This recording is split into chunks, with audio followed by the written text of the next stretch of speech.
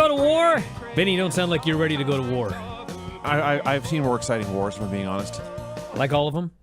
Actually, yes. Every single war ever has been more exciting. I hear that Blood and Guts is trending. That's what I saw on the old X there, yeah. Yeah, Blood and Guts was better. That's the consensus. The show as a whole, I thought, was a mediocre 2-hour in-your-house show with an hour-plus overrun. Well, the whole normally, thing was too goddamn long. A lot of times, Vinny, we watch on delay and fast forward through a lot of this stuff, but we had to sit there and watch the entire show. Never again. And it was easily 25 minutes between matches. Now, of course, we say all this, and meanwhile, they legitimately sold over 40,000 tickets. AJ Lee was the most over woman on the entire show. I must disagree. Topanga.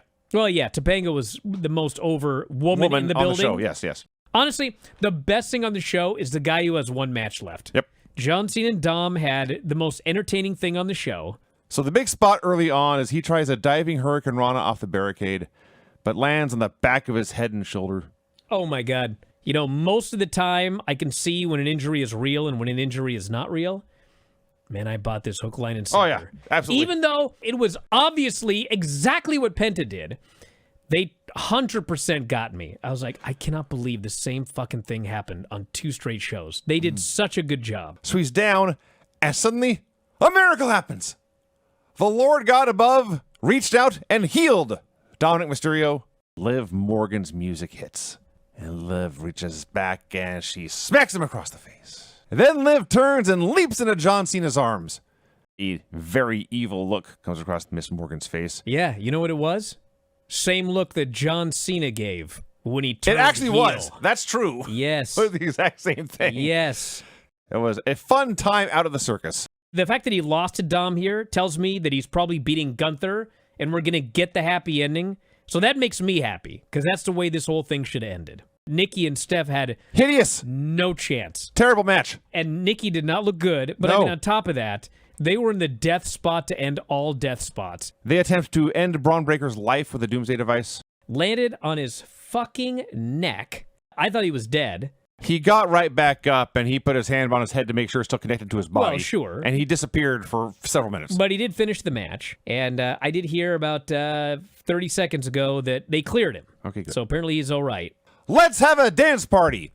And in the middle of fucking War Games, he climbs to the top of the cage, they play his music, he's going yeet, yeet, yeet, everyone's going yeet, yeet, yeet.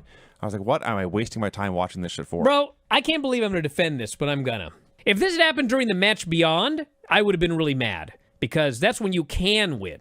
But they were in a situation where there's nothing you could actually do, except, like, stomp on people in a boring manner for another 2 minutes. So at least they woke the crowd up. This was his War Games debut. He should have been in War Games every year. He is a perfect War Games wrestler. I timed how long it took for him to turn purple, for those of you wondering. Yes. 2 minutes, 45 seconds. So basically the whole period. Purple. A man in black scurries up the cage, scrambles down, gets in the ring. No one knows who he is. My guess is that the hooded guy was probably Austin Theory.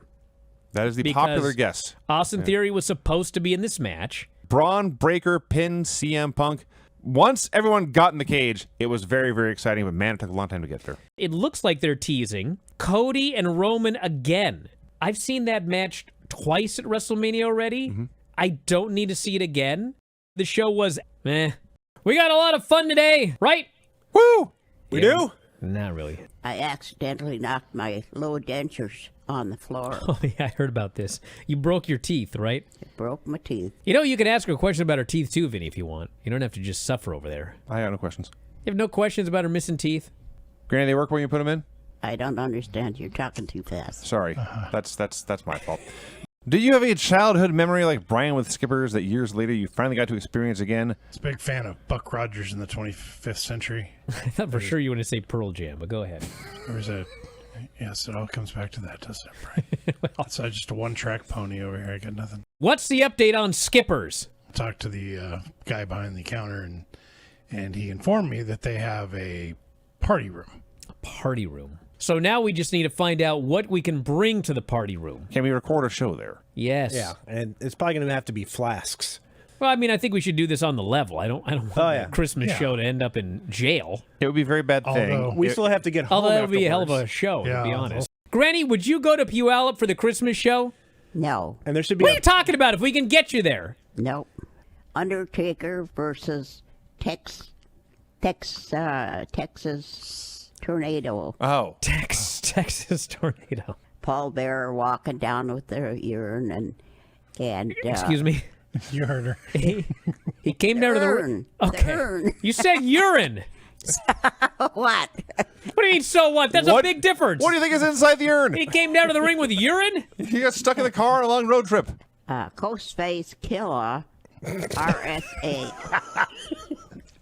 Sorry. I'm going to skip that one. I can't even read it. Name the player who in 2000. Right. Wu-Tang. Sorry. Are you done? No. Yeah, we're done. I want you to watch Don West, okay? And so as Mike Tenay speaks, Don West gets, I swear to God, 4 inches from his face. Oh, you're He being leans generous. in, and he puts his face right next to Mike Tenay, and he just concentrates and looks at him. It's awesome. All right. I mean, talk about getting inside your personal bubble. He is giving every ounce of his life to Mike Tenay, but he's doing it from 3 inches away. I'm like, whoa. Fishers, Indiana, a city I have literally never heard of before. Frankly, not the best crowd I ever saw. You know, sometimes Dave will say it was a WWE crowd, and it's not. It's an AEW crowd. It's a crowd, like every other crowd, that cares more about certain things than other things. Did you think that the AEW crowd would care about the Dark Order in a 6-man? Because they didn't. And it's not because they were a WWE crowd. It was because they didn't care about the Dark Order. What I liked about this, Joe was good, Eddie was great, but they didn't take up more time than they needed. This went like 7 or 8 minutes. Joe said his piece, Eddie rebutted, see you next week, and that was the gist of it. So much nothing happened. These guys are so good at doing nothing. Even when they're doing nothing, I can't take my eyes off the screen because I know that their nothing is setting up something There was a lot of that. later on. A Mark Briscoe promo with what I believe is a new TNT Championship belt. Yeah, Orange gave him a new belt after he won because you know who loves them some belts? Tony Khan. I was going to say yes. Yeah, it's like every week he's got to buy a new belt for something. Here's Darby Allin in the hospital. Yeah. Whatever the injury was, it happened in the Kevin Knight match last week. I actually don't think that it was the coast-to-coast dropkick, but I certainly thought that at the time. But whatever it was, he's hurt, and it was exactly what they said here in that we're going to find out on Saturday. If the guy can get cleared, well, he's probably back in the tournament. If he still can't get cleared, he's probably going to have to be replaced. A Gold League match, Kyle Fletcher versus Kevin Knight. God damn. This match was the best match on the show. This was better than the Okada-Pac match. Significantly. There's a still photo out there on social media of Knight dropkicking Fletcher in the face, and his feet are coming out the back of his head. Fatality. So they're going back and forth a while. Lots of weapon shots are used, pool cues, and Could you sound any more bored? it was not very exciting. Wow, did Netflix really just win the WBD bidding war? Netflix is getting WBD? How about that? Interesting. It sure as shit is. If you're so confident, why are you not putting both legs of the Unified Championship up in the tournament? And I thought, fuck off. So do I have to get trolled on every show? Raw, SmackDown, Dynamite, fucking Collision, TNA. Am I missing anything? Don says, since there are so many stupid people out there, let me explain how this all works. At All In, Okada went in as the Continental Champion. He beat Omega and he won the International title. These are big concepts, he says.